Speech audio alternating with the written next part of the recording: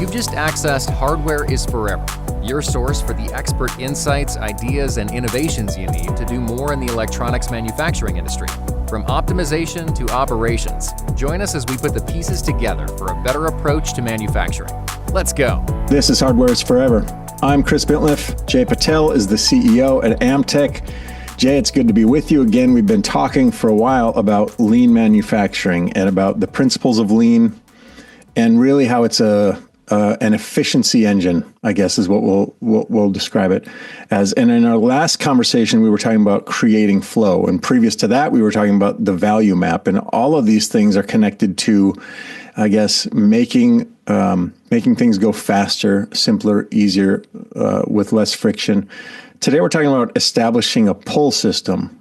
And I'm interested in, there's ways to define that, but I'm interested in your thoughts on that, and especially as opposed to a push system. And let's describe what some of that is. So welcome, Jay, and get us started. Yeah, so I think, there's ways of planning for production. And I think, there's a lot of things that people do and try to stay ahead of demand or feed the demand properly. Traditionally, we said we wanted to sell X amount of cars or X amount of things, and then we get the inventory to fill it up. And then we kind of say, okay, now that it's here, we have to push it out the door. And we push those things. We bring it in, we push it, and we push it out the door. And in some instances, that works. In some instances, it is a little bit of a risk. And I think that's where the pull system comes into play. And I think it can be easily understood by, and it's used everywhere where food is used, whether it's restaurants or grocery stores.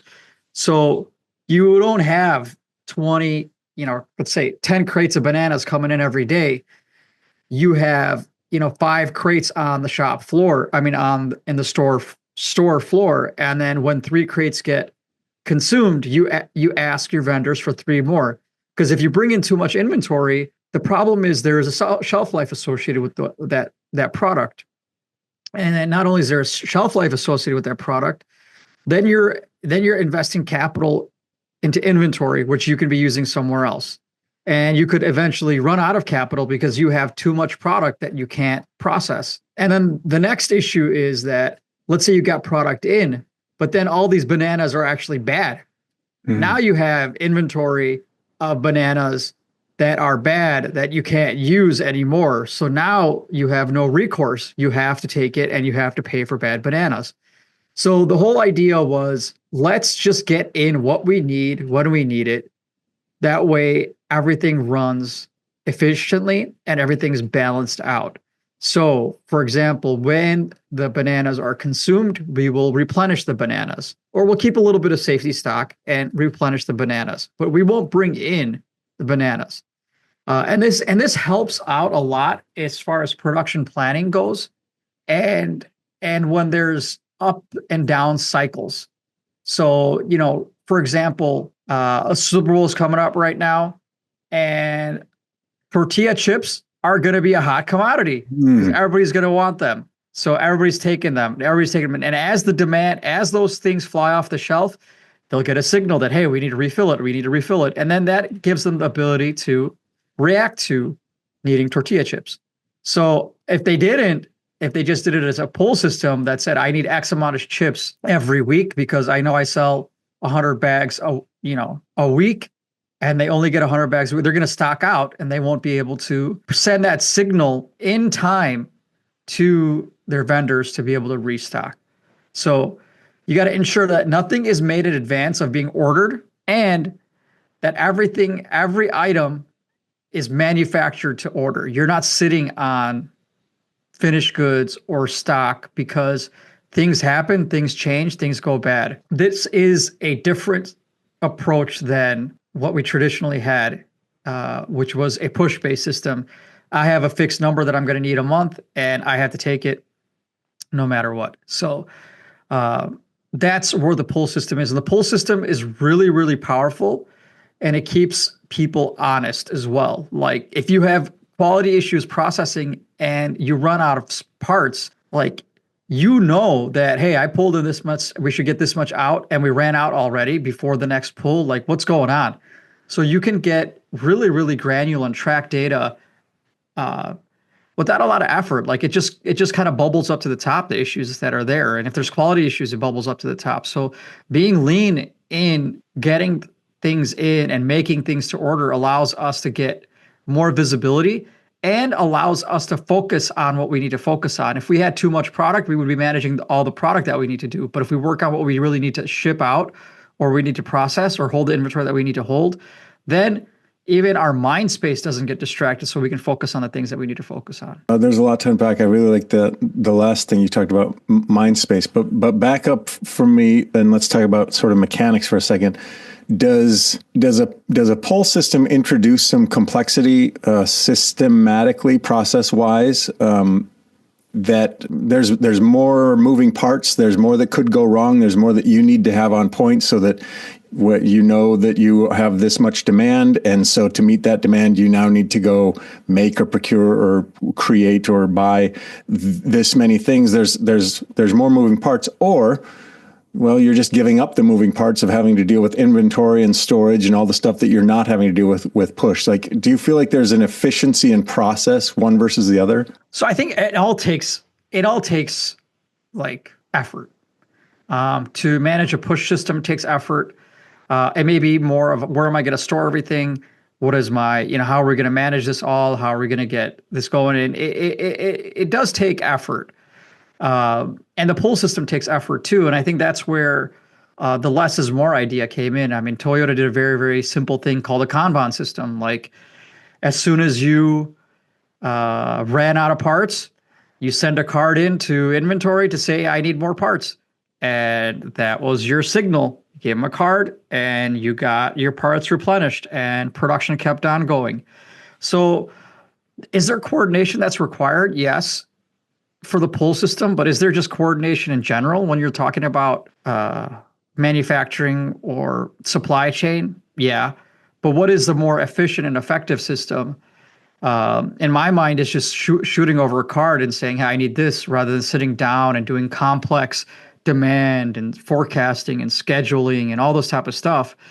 You just send them a card and say, hey, give me some more parts. And they send you more parts. One of the things that I love about this whole conversation we've had around lean is you naturally always bring it back to the customer. The customer gets, the customer experiences, the customer enjoys the outcomes of, the efficiencies that lean can create. What is the benefit for the customer in a pull system? Does it improve responsiveness? Does it improve innovation? What's the benefit to the customer? So at the end, the customer, what they do is they get what they need when they need it. And what that allows companies like us to do is we can use our resources to focus on the customer, what they need right now, building what they need right now when they need it. So we're not managing our capital or resources in inventory management and all these different things. So we really are able to kind of take out all the noise for materials and inventory and push systems and ultimately just make a pull system. And the pull system means that the customer wants it and there's demand. So they're pulling for it. So then our focus goes to that rather than all the other management things that we need to do. Is Amtech naturally a pull system? I mean, you're not sitting over there making 500 of these widgets and now you're going to have to figure out who to sell them to. You're kind of working with your customers and clients on what they need now. Yeah.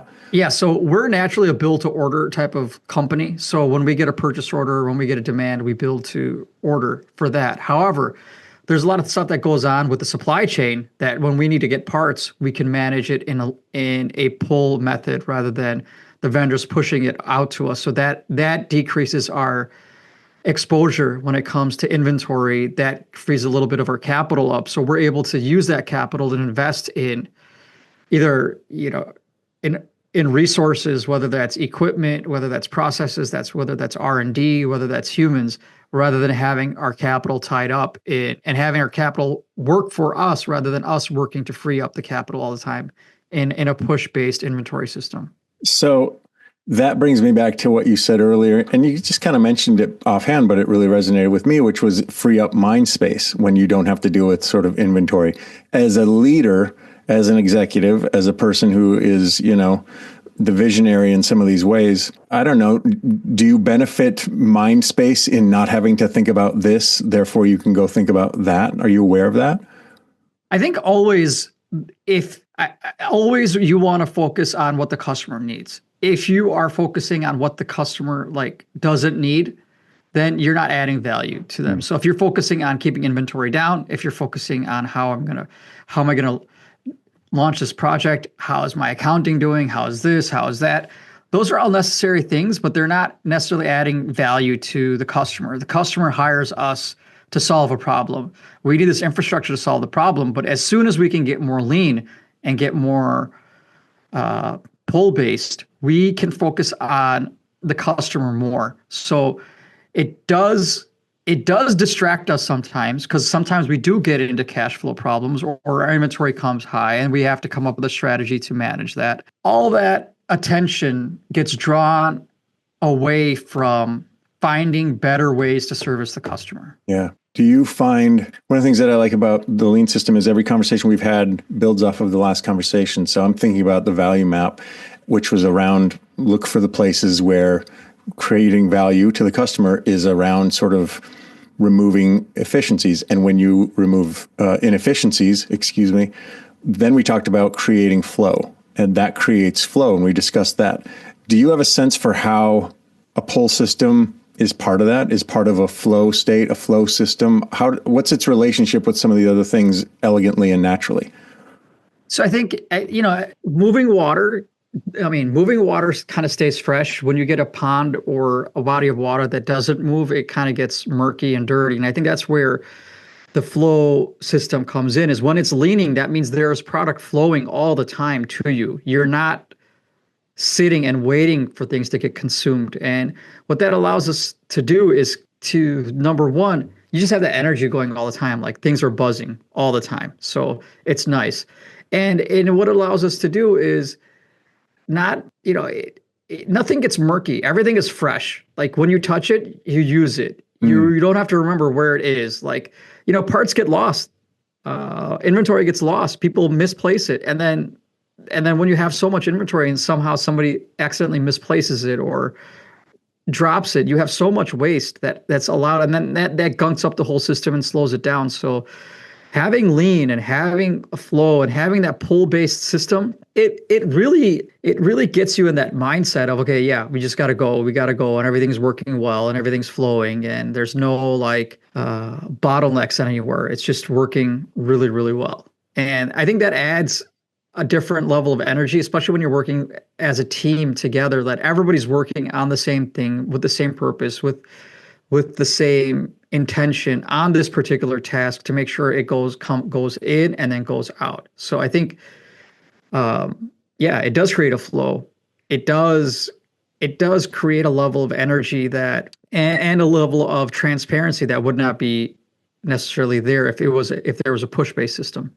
I love how you're able to always kind of bring this back to something that I wouldn't have thought of. So we can talk about pull system being a mechanical function of process, but you're describing it creates an energy. It creates this kind of state of being that everybody can get engaged around or focused on because we're constantly moving. And that's a great analogy with the tepid sort of murky stagnant water.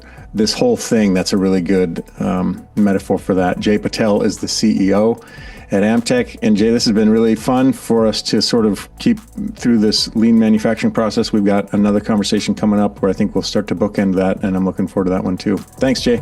Yep. Thanks for joining us. And a special thanks to our subscribers and followers.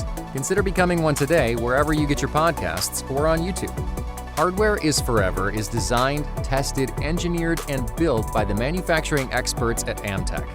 Learn more and let us help you envision your next project with a free Design for Manufacturing assessment at buildamtech.com/DFM.